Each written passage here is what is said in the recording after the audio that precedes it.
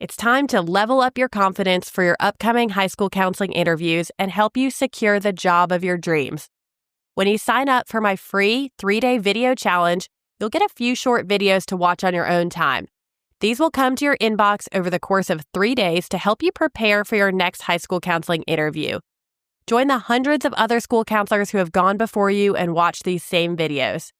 I think I legally can't guarantee that they'll get you the job, but they'll sure as heck make the interviews feel more approachable. Grab my free job interview video series by going to counselorclick.com/interviews. Welcome to this episode of High School Counseling Conversations. I have a great interview ahead for you. You are going to love hearing from Kriya.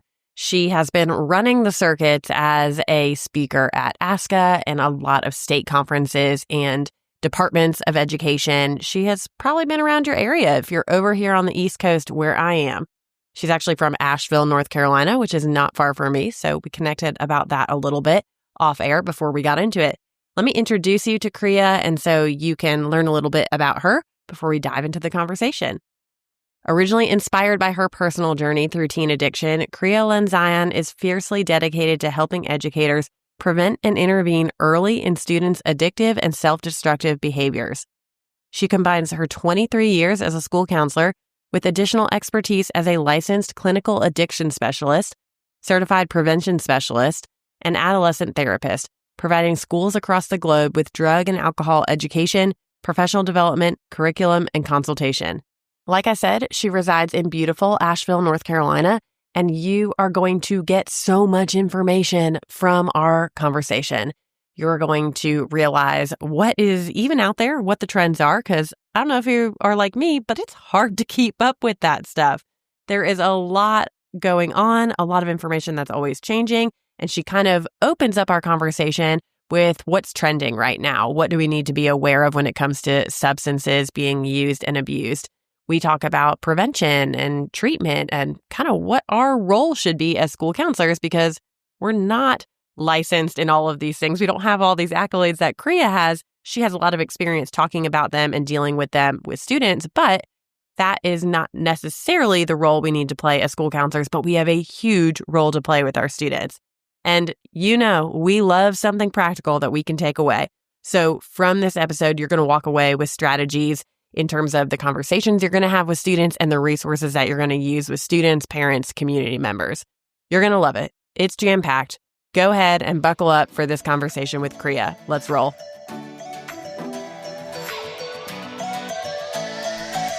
You got into this profession to make a difference in your students' lives, but you're spread thin by all of the things that keep getting added to your to-do list.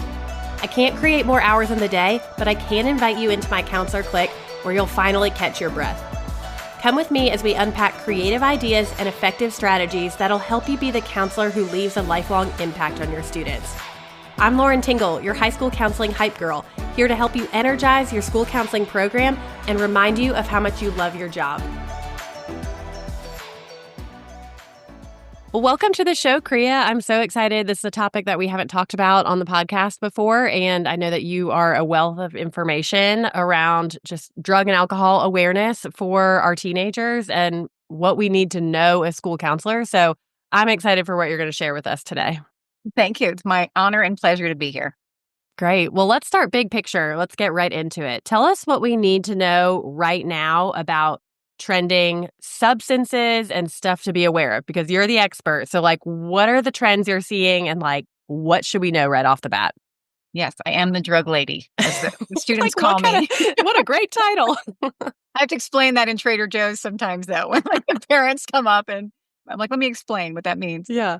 But the quick and dirty of it is that, unfortunately, all the most trending substances among youth are, even though they're things that we know, that we're familiar with, like caffeine and, weed, marijuana, or THC and nicotine and alcohol, they're all still around. But what's happening is that they are getting stronger.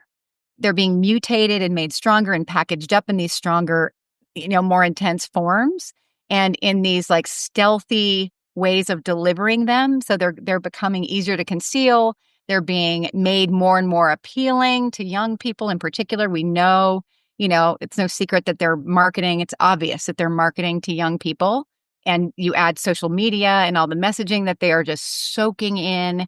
You put all that together, and it means that these substances are becoming more addictive and more dangerous. So there are damages happening from nicotine and just weed. You put it in air quotes, like I put that in quotes. because you hear that a lot. It's just Yeah, that they are being made synthetically. They're being chemically extracted. Like THC is not, it's not natural. Let me be clear. When a kid is vaping something, it is not the natural plant, 99% of the time that they're vaping. It has been this chemically extracted just THC, which is one of the cannabinoids in cannabis. It's missing all the other parts of the plant that kind of balance each other out and have kept people from having mental health issues or, from getting sick off of it. And now it's this really intensified, chemically mutated version that is now up to, in the 90th percentile of THC in one of these products. And to put that into perspective, in the 70s, there was 1% THC in the plant. And now the plant has been modified to be 20 to 30% THC. And THC is what makes, a kid, quote unquote, high. It has the psychoactive effects, but it also is what we know now causes cognitive deficits, like damages the growth and there's less gray matter in the frontal lobes of kids that are using regularly. They don't have the same brain connections. Their brains have to work a lot harder to do, the same things. And that cannabis also sticks to their brain longer because they have more cannabinoid receptors in their brain. So a kid that gets high on a Friday night is still not on point for the test on Tuesday. And they don't know that. I would say so, because I mean, not that this is my world either, but like that's a lot of information that has even changed over time. Like when you're saying this is what it used to be, they didn't know what it used to be and they don't know what it is now. But I think something that sounds like it has stayed the same over time is the messaging that this is cool, this is not bad for you, this is attractive for any young to old people who want to engage in this.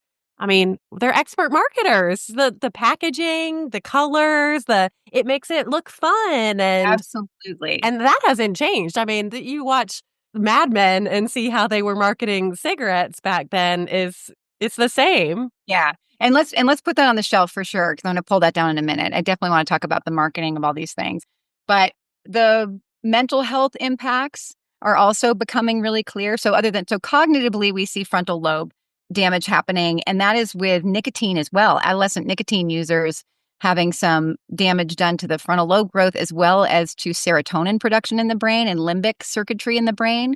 So with both of those products, there's mood impacts.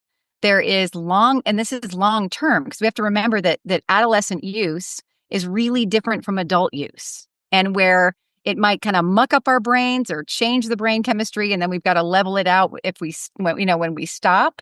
For them, using substances regularly or strong substances. So we know that binge use, like a kid drinks rarely or uses cannabis rarely, but then they hit their brain with this really intense, potent version of it. It can do the same damage as if they were using regularly, like in smaller amounts. And they don't hear this. I mean, to me, this makes sense of like their brain is still forming. It's still learning and growing, or we're stunting it with these chemicals. And I mean, you would have scared me out of my pants in high school if I would have heard that, that like, well, I'm not going to be ready for the test next Tuesday because my brain won't be able to handle it. Right. And the piece that's really fascinating, and this is where we start thinking about our ins as counselors, is that it's showing to not just have cognitive impacts. So we see a kid who has executive functioning issues already, ADHD kids, like those kids are actually more at risk for using and more at risk for developing a dependency, because if in the moment it makes them feel like they can focus, or makes them feel better. But it's the same with mental health, is that we've got a lot of kids that are using because they're under the illusion that, because for a couple hours, it makes them not feel depressed or anxious or stressed. But meanwhile, that nicotine is damaging serotonin production in the brain, that cannabis is making an impact on the part of their brain that has like awe and wonder in everyday things. It's overstimulating that part of the brain. So they start to feel bored and what we call anhedonia, right? Which is the inability to feel just like pleasure and interest and joy in everyday moments. And if you take that away, that equals depression, it equals boredom and depression. And again, these impacts are not just in the moment, right? Because their brain, like I was saying, as our brains clear out, and kind of can restabilize, their brains are changed by using substances in a way that can last into adulthood, or long term by just what they're doing right now.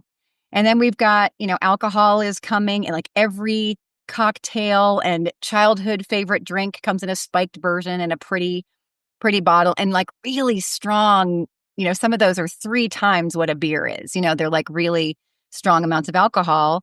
And then we've got lacings happening, right? Or poisoning. So with fentanyl getting into pills and powders, and we have xylazine and nitazine. I don't know if you're familiar with that, but just to fill the listeners in is that, and everybody knows what fentanyl is now, I think, right? So that's about 50 times stronger than heroin is, right? And that we have illicit fentanyl getting put into pills that look just like, I've seen them, I've held them, that look just like the real thing. They look like Adderall and Percocet and Oxycontin and Xanax.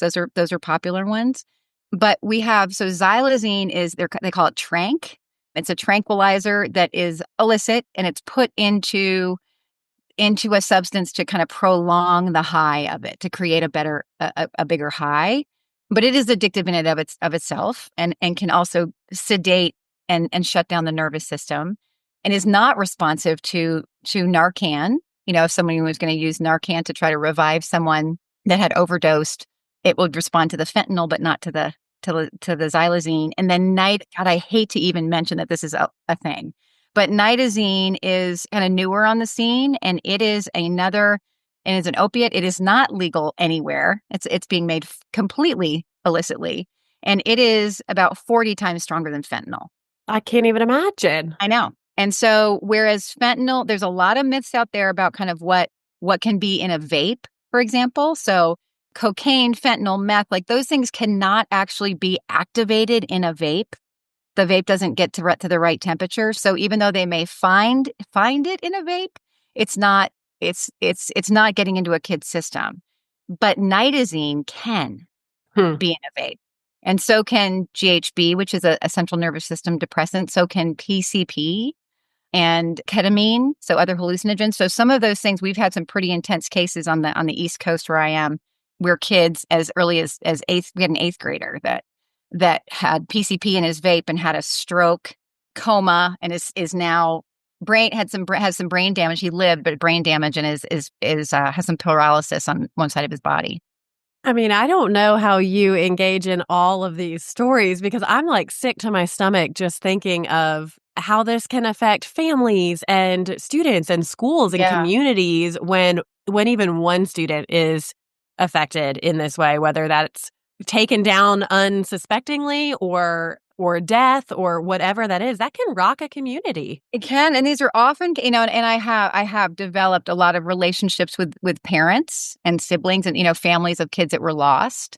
And what we're seeing too, when we're talking about the mental health impacts, is that particularly with THC, is because it is really the equivalent of cannabis crack. What kids are vaping, when they're dabbing, like with a dab pen, and it's a cannabis concentrate, or it's any of the liquids that they're vaping. It's not the plant. It is not what parents, or even teachers are familiar with, from quote unquote our day, right? It's something new. And so we're seeing mental health impacts like never before. So kids that were not predisposed to psychosis developing psychotic disorders. Wow. from THC, and kids that I know that started vaping at 16, and and these aren't just, Lauren, they're not just quote unquote those kids. I think that's the thing we have to remember as educators and teaching parents, is that these are captains of a lacrosse team 4.0 class president kind of kids as well, that can fall into the addiction and the tragedies that some of these substances are bringing with them. Well, that was a very comprehensive overview. Like those are so many different buckets of things that counselors need to just be aware of, like have this on your radar, add that to the stuff that we're supposed to be experts at. I What do know. you think that counselors' role, like what should their role be as they are, they're in a school building, so they're not necessarily disciplinarians by nature when they're supposed to be school counseling, and they're not in a therapy setting like a residential place. So like what is a counselor's role with all of this in the school building, and what should they be doing and with their students? Yeah, I mean, I think we can play an extremely powerful role in all this. I mean, one can be just on the prevention side of things is that we can be the ones that are doing educational passive, campaigns always. But I'm a huge fan of peer-led programming. I mean, it's Mm, just proven to be so powerful when it comes to things around mental health or around, kind of risky decision making, especially when there's such a strong social media media messages coming in, and the peer pressure can be so like distorted. I mean, it's misinformed, hmm and they're missing the knowledge, and they're getting really twisted, distorted stuff from social media. So what they're passing around can be really, really unhealthy, dangerous Yeah. misinformation. So having peers really be the ones to, I mean, design it from the roots up. Like what do you think your peers need to hear? Why are they going there? The ones that are, what would they need in order to not go there? What would they need to hear in what kind of language and what kind of form? Like they're the best ones. Like Yeah. some of us think, I think I'm pretty cool for my, But they're for my cooler among their your kids peers. think I'm 10 years younger than I am just because of how I dress and talk, whether it's positive or negative. But yeah, hearing from them, my very favorite thing is to actually I love to use the kids who have gotten in trouble. They are the best sources of put them in a focus group and say, what would you have needed? What would make a difference? I think we hmm missed that opportunity. But so we can advise some of that. We can kind of be the catalysts and the advisors for students. Can I say on that, I feel like students have had this big shift in owning their mental health and being really big advocates for what they need and learning about it themselves. And you see a lot of that heading up like a local NAMI chapter in their schools, or like Yeah. coming to adults in their schools saying, hey, we need this. I feel like if we're seeing that revolution with mental health with them, like it's possible that we can see a revolution around drug and alcohol awareness too, I think. Yeah. I mean, it loses its power. They're already sensitive to, defensive of adults taking over and doing everything to them and for them. So we really want to help them be empowered and take the lead on it. So I think we can lead that. And then there are some of the best interventions I've done have been empowering teachers to infuse lessons into their curriculum. The science teachers talking about adolescent brain science and how they're wired for habit forming like no other time, right? And the impact that drugs can have on them. And they can probably have pretty cool conversations in their classroom with their students because they already have that relationship and the students feel comfortable Absolutely. with those peers in the classroom a lot of times. And so they've already developed that rapport to jump right in and ask questions and have honest Yeah. conversation. And social studies classes can talk about media's impact and brainwashing tactics that they use and the effect that they have. They can have debates over legalization and the pros and the cons. So there's ways for us to, I think, kind of catalyze that in the classroom. But then, us even in high school, I know we don't, push into classrooms in the same way that they gave us in elementary school to do. So sometimes it's advisory. I've played a role in a lot of schools have advisory times, and because they've gotten like, okay, school connectedness, huge protective factor, and schools, kids being connected to each other and to a caring adult, and we know that matters, right? So sometimes activities can be woven into like advisory times, hmm or things and it can be things like values exploration and goal setting, when we can guide them in values exploration and have them identify the things that matter the most to them, what they believe in, who they want to be, what they want for themselves. I love that. They don't get enough time to do that blank space to think and be disconnected from social media and their phones and like sit in that and wonder what they personally believe. Right. And so whether that's in a small group or it's in a one-on-one with that we're counseling a kiddo, or we're finding a way to get into a classroom to do that, I find that most kids have fun teenagers have fun doing that because they're trying to figure that out anyway, right? That's where they're at. And so helping them kind of get clear on that, at least who they are this week, Right. it's going to Right. change. But, and then they can engage in, okay, so how, like if those things are, we know if those are on the front burner of a kid's mind, then they're more likely to sift every decision they make through them, from who they date and who they befriend to whether they start having sex to whether they do drugs to what classes they take, right? So we can encourage them to think about, okay, so how would using substances, how could that fit in with your values? Let's be honest. And how could it contradict them or start to work against them? And kind of putting a mirror up to them and saying, well, if you say these are your values, but these are the things you're doing, they're not aligning. Right, exactly. And this is just classic motivational interviewing kind of stuff, right? We want to help them get the discrepancy that this could cause for them. And if a kid is already going there, we can have these conversations one-on-one with them too. The same kind of thing is sort of look at their values and say, okay, how is this contradicting, and what would it take for you to, to be more congruent with who you want to be? So I think we also, there's some short action things we can do. And I am going to make sure that everybody's got some resources that I've created, but I will have kids look at, again, I'm not being a licensed therapist in this role, but they can still look at like the criteria for a use disorder. And I've developed a little self-assessment that I use with all addictive behavior, honestly, gaming or self-harm or anything.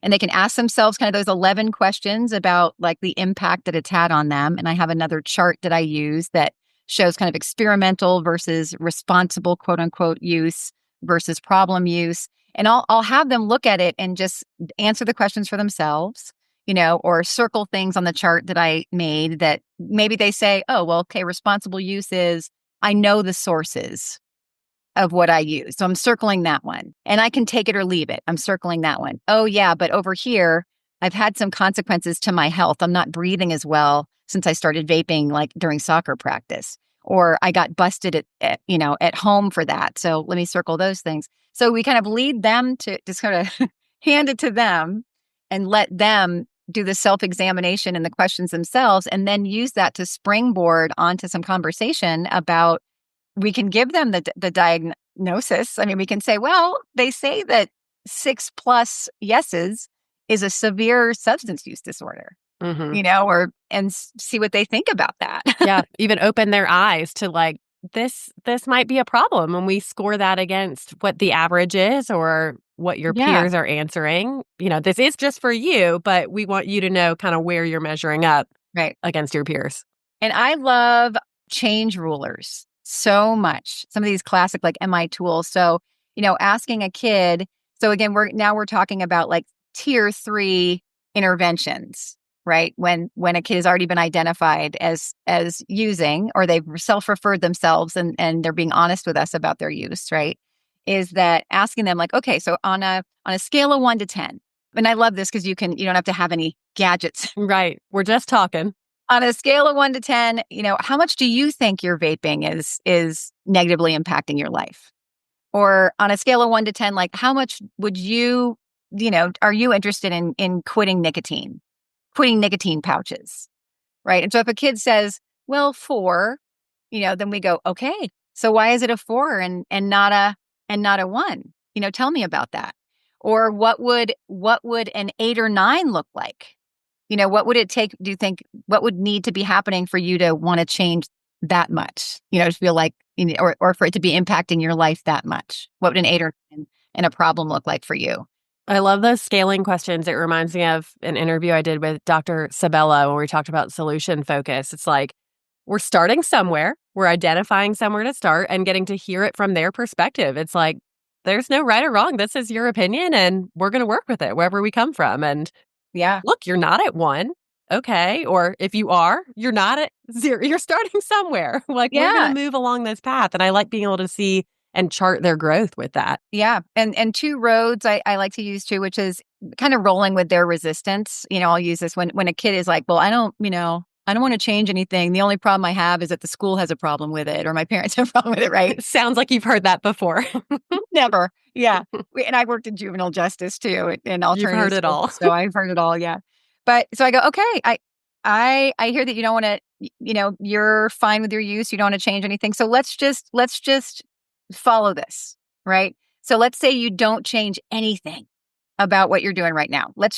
So what does that look like in a month or 3 months and I take it down the road and I will take a piece of paper and literally draw this out with them. Sometimes I say, okay, what if you change just one little thing? And what might that be? Maybe it's just you don't use at school. Maybe that's your one change, right? Or you're only using 3 days a week, instead of 7 days a week or whatever. Let's track that. What do you think that would look like in 1 month, 3 months, And so, it's hard when it's in black and white for them to not turn a little bit on the dial of like, okay, well, maybe I could just try. And then that's a win, right? For a kid that is like, no, I really like this. The same as when if we've got that chart in front of us that shows experimental, responsible, and problem use and use disorders, we can at least say if a kid's like, no, they're not going to say, I'm going to quit. Of course, we want to bring them there, but if they don't, we can say, okay, well, then what would it take for you to stay in this responsible use lane? Yeah. And you're not going into these conversations thinking, yeah, they're going to change right this second. Like none of us Right. change our habits overnight. And like that's hard to do. Right. So Yeah. just getting them even to a point where they can think, and this is hard for a high schooler too. They think about themselves, think outside of themselves and Yeah. see a future that's a few stages ahead, or like you said, even if it's a week ahead, a month ahead, like that's a little bit we're having to process. And Yeah. that's also scary. Like when they've been using for however long that their brain is cognitively changing, like this is only going to get harder to make change and to be motivated to change. Yeah. And so the other thing that I love doing, and this can be both preventative and kind of as a response, as an intervention, is I've got this chart of needs, like these 6 essential adolescent needs, which are, let's see if I can remember off the top of my head: coping, confidence, purpose, fun, connection, control and agency, I think, of their lives. So I've got this little chart that I use. And so I will use that as a preventative tool and go in high school. I use the 40 developmental assets list, if you're familiar with that. And I bring that out as an activity with kids and say, okay, how are you meeting your needs? Like what are the ways that you meet your needs with, and where are the holes kind of in all of these areas for you? And then talking about, like, if you have a hole in any of these areas, then you're kind of at risk of anything that comes along that fits in there best, that works better than anything else, you can get attached to. And so that's why we're trying to be really conscientious of what we meet those needs with, especially right now when your brain is wiring, connection to things that work for you like no other time. So you can use that as a preventative tool to sort of help kids brainstorm and talk with each other. It's like, again, if you're in an advisory in a small class, on how they can fill those needs and how they do. But if you're talking with a kid that's using, I just pull that out and say, okay, so, what is this doing for you? What are you getting from using? What is it giving you that you want? What is it taking away that you don't want? And then we use all that empathy, right? That we're all skilled at. And instead of the judgment that they expect from adults, right? First we say, you know what? It makes sense that your parents are fighting every night and that you're getting a high to tune that out. And that might be the first time they've heard someone say, I see your situation and I see why that would be hard and why you're filling it with something else. Yeah. And then once, they see we're not going to judge and they don't have to defend, right? Then we can sort of pull them into an invitation and be like, well, but I know that if we don't have something else to help us cope, then that can become the only tool in our toolbox. And then it becomes a dependency. And that's when we're talking about it being a problem, which I can tell you don't want to have a problem, right? You don't want to have an addiction, I'm assuming. Right. So then we can invite them into brainstorming, like, hey, you're willing to brainstorm some other ideas with me about how you could meet the same need. so that you might not need this, or at least develop a dependency on it.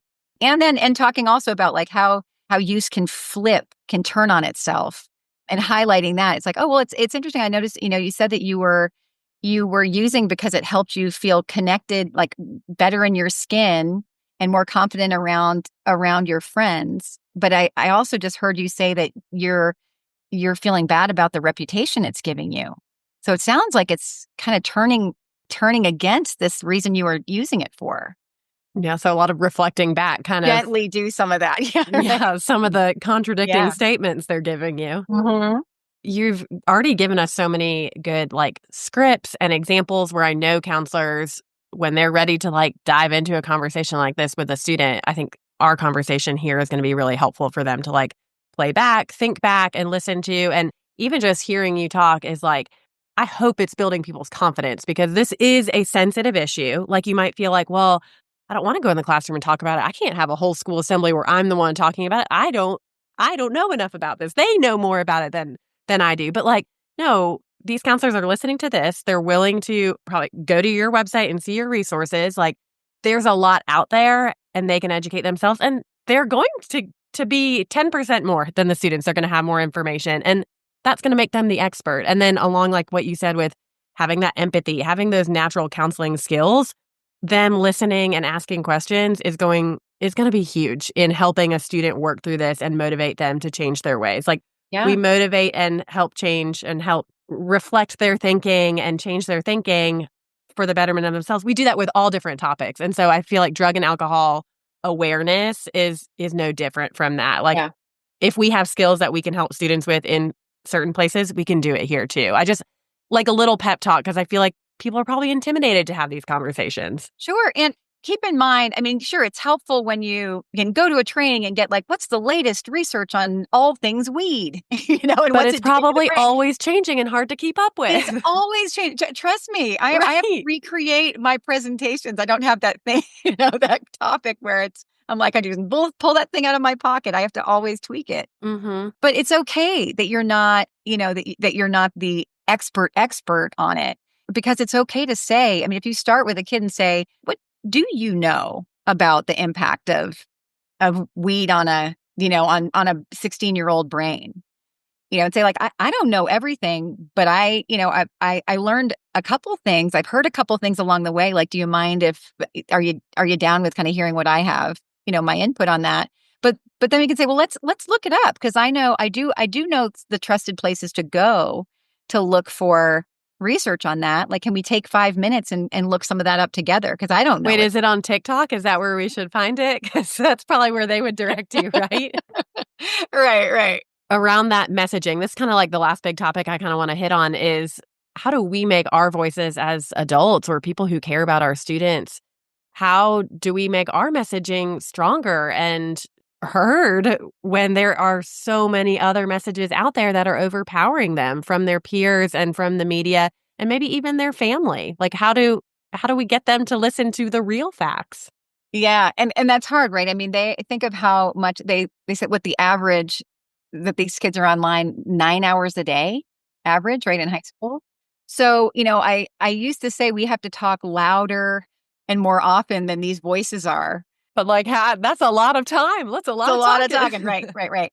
So I think the key is remembering who they are, right, as adolescents, and kind of taking advantage of that. Like, typical adolescent values, what do they hate more than anything? Being conned, manipulated, controlled. They have their hypocrisy meters are on like super blast, right? So they are looking for every hole in what adults in particular are telling them and doing. And this is actually the beautiful thing, that we can use, because we can lead them to analyze and disassemble, these messages that they're getting hammered with by using their values, against them. And so just asking, and this is great when we can do like a whole media literacy like lesson. And again, teachers can weave this into kind of seamlessly, into curriculum. But even just sitting down one-on-one with a kid or in a small group of some kind, we can ask, what messages do you get about substances in your world? And what do you know about how they advertise. What are the agendas of these companies? Mm-hmm. So I asked a question. I had never asked the question this way, and I did this in a recent high school class where I said, okay, so let's just I threw my PowerPoint out the window, about vaping, and I said, well, okay, so let's imagine for a minute, you guys, you are executives and marketing people for a vaping company, and I literally had them get in small groups, and I said, okay, I want you to figure out what is your agenda for one, and they all obviously came to I want to make mad money. Right. Are they trying to better the world, take care of the environment, make us better people? No, they want to make mad money, right? Okay, so if that's your agenda, then what are you going to do to make that happen if you're a vaping company? And they came up with everything that exists. And these were actually, I'm lying. This was a middle school class. So they hadn't even come across some of the things that are out there yet. So they didn't even know that vapes now, I didn't even mention this, that they're gamifying them, right? Oh You can pair them with your phone and look at pictures. You can play Tetris and Pac-Man on them. You can count your puffs and compete in a puff competition, take your points for each puff and get swag for them. I wish people could see my eye roll right now. There's Like, collector's what? cards. There are Bluetooth speakers. This is the form that vapes are coming in now. So when I said to the kids, what would you do? They came up with that. They didn't even know that gamified vapes exist. They said, oh, well, I would try to market kids. I would use celebrities and people that they think are cool. I would use rappers. I would use musicians. I would get on social media and use influencers. I would use these kind of graphics, this kind of language that they y'all are going to nailed make it. mad money, huh? Right. And I was like, okay. So but it only took a few minutes for them to have these. And then when I showed them the pictures of what existed, they were pissed. They realized they were getting conned. And it was perfect. Because they were like, what do we do? This is wrong. They're so mad.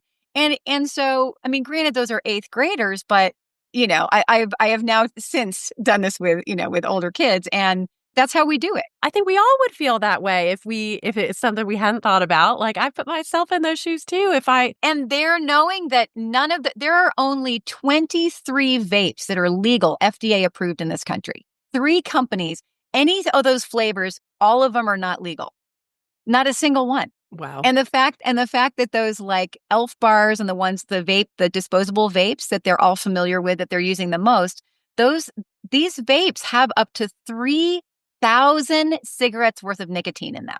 Oh my It's goodness. obscene. So when they find out that that's what it is, that nicotine has this impact on creating and worsening anxiety and depression and stress response, and that THC, that cannabis companies are using the same thing. They're starting to market and they're making it, that advertising makes it look like you have everything in the world, that you have happiness and friends and everything. And what's the truth about what happens when you really get hooked on this stuff, which is getting increasingly addictive, how it creates the opposite. Again, they get pissed at the hypocrisy of that. Yeah. So I'm like, what do you not see in the advertising that is true about these things? So it's really about coming back to they need to, because we can't control it on the outside anymore. Yeah. No matter what kind of discipline policy, or how strict or how, anybody wants to have, this SROs can look through a backpack and look through a locker, and they look like inhalers and key fobs and lipsticks, and you can't even. They'll always be reinvented to the next thing. We have to start it at the intellectual level. And now they've got Zins that just dissolve in the lip and nobody knows that they're there, and they're heavy dosing themselves all day long with nicotine. So they're going to have the internal buy-in to not want and to resent what those messages are doing to them. And so similarly with family, I mean, it's a trickier conversation, but you can still say, well, so what messages do you get about substance use in your family? Mm-hmm. What have you seen as the pros and the cons of how your family members use substances? What do you want to do? We all want things that we want to keep and things that we don't from our parents. How do you feel about your father's drinking, and what do you want your own relationship with alcohol to be like? And what are you going to do? What commitments are you going to make to yourself, and how are you going to uphold those? Because it's really, I think with adolescents, it's really important that they get, because they have had the failing of adult, I mean, counselors and health teachers right, has been that whole like the tarred lung in the jar kind of thing, of like the scare You're like, tactic. okay, old news, right? This doesn't relate to me. Yeah, I'm like, okay, so in 90 years from now, if I keep doing this, which I'm not going to do, that might happen. So understanding that no one means to be an addict. No one means to overdose. Not most of the time, right? So how are they going to keep that from being them? And then this is the difference between when someone tries something and it seems all good in the beginning. That's the trickiness of it, Right. is that it might look like it's meeting your needs and feeling good and all that, and that every addiction starts that way. So they really do need to know what their own risk factors are and be able to talk about those and how to overpower them with protective factors as well. Yeah. There is so much out there for us to understand as school counselors, but I feel like what you have given us here is a really good intro to what's out there, what we need to be aware of, even just some of that terminology. And I mean, this rolls off your tongue like you know it, and we're hearing it, and the more we hear it, the more familiar we're going to get with it. But I just really appreciate all your really practical things, like just conversation starters, things to do in classrooms with students, just even thinking how we relate to them on a topic that can be sensitive or that they can get defensive about. I mean, there are lots of things like that we're talking to them in high school, but this one just feels trickier. It feels like it falls in that discipline category, and we're not DSS or Child Protective Services. Like, we're not a lot of roles, but we can be someone who's still an advocate for students, we still help them inspire change in themselves. And so I find this conversation really encouraging, and I hope that counselors listening feel the same way. Good. Yeah, I know that it can feel, whenever I do a presentation, it's always like, okay, so just so you know, we're about to go into some really dismal stuff, and it's going to feel like, It's going to get worse before it gets better. and you're going to might feel a little teary and a little nauseous. Okay, that's going to happen first, and then we're going to talk about, what we can do, because we really can, and we can empower parents as well, right? I mean, parents don't know what they don't know. So that's one of the other roles that we can really play, is by helping parents have the information, which most of them, once they have it, care about it. Right. I was going to say, they're going to run with it too, and they're going to tell their friends, and they're going to do the research. Like, the more we can empower all of these stakeholders, the broader the impact our work is going to have. Yeah. Well, thank you for sharing all this. Where can listeners find some of these resources that you talked about, or where can they go to continue learning more from the vetted sources that you have? So on my website, it's just kriyalendzion.com. I've got what I think are the best of the best, curated resources that are on substance use. And I also have screen health. That's another hot topic. And there's places to stay on top of like the latest data, and real good research, if you want to have that in hand, and you want to be able to have that to lead to kids. Because so when they say everybody's doing it, and you can actually pull up the data that shows that less and less kids are doing it, and more kids are choosing to not use, which is awesome. And I have a whole VIP section, and all you do, you go to where it says members only, and you plug in your email, and the portal of awesomeness will open, including all these resources that I use with parents to help empower them with how you talk to your kids about substances, how you create family agreements at home around all of these things, how you respond if you bust your kid. I've got some tools that counselors can share with their parent community as well. This is great. That sounds so valuable. We'll definitely link that in the show notes and make sure that they can get to your website and find all those resources. They're going to walk away from this really empowered, I think, to have good conversations and keep learning more about this. I hope. Kriya, is there anything I didn't ask you about that you feel like we still need to know, like we didn't hit on a topic? So the discipline piece, I think, is really important. And, whenever I present this to school counselors, I feel like I always have to give this caveat of I know you think that this is the administrator's thing, but we really need to push our way to that table, because we are the experts in the building on why kids are doing what they're doing, right? On behavior and on changing that behavior. And we know who's doing it, where, why, right? We know more than anybody else. So I think we really need to be partners in creating discipline policies, Because if we know that most kids are using, I mean, they start often because of just the desire to belong, and that they're figuring out identity and these very natural adolescent needs, for one, that the majority of kids say that they continue using, and especially the ones that develop problems because they are self-medicating. They're trying to meet their needs for their anxiety. They're trying to relieve their anxiety, their depression, their stress. So it doesn't make, the traditional punitive policies that smack a kid on the hand and they leave feeling shamed, feeling like they've got this like bad kid identity. They go home, vape for 3 days, and come back and nothing has changed. Right. It's really important that we be at the table to look at, to really pull out, okay, why is this kid? I think when a kid has gotten in trouble, that the administrators, the counselors, I love having the medical staff and any other adults that identify as being like, it might be a coach, it might be somebody that knows this kid. Put that kid out on the table. I mean, like in black and white, and say, what's going on for this kid? What do they need? Out of those needs that I listed, right? Whether it is just like fun and activity or purpose or confidence, right? And what can we do on our watch on this campus to help the kid better meet those needs? What can we point them towards? What can we provide them? What resources do the parents need to be able to do this better? But there's a lot of, growing movement of, and I'm coaching or consulting increasingly with schools on the policy piece, because schools are starting to do more innovative things that are based in, again, if we know why kids are using, that's what we want to address to change their behavior. We have more information about that, and we know what's not working, what we've done for so many years in the past. It has backfired, right? Has even backfired. And that ends up being like when it's just the administrator, like issuing out a consequence or something instead of looking at the whole child. I love what you're saying about including those values pieces, because every kid is different. Like, we need to press in on this confidence button. Like, where can we grow their confidence in the school? Give them more roles and responsibilities and leadership, whatever that is. When you have those adults who know the student around a table, you really could probably come up with some really creative ways to help the student. Yeah, absolutely. And so I've seen,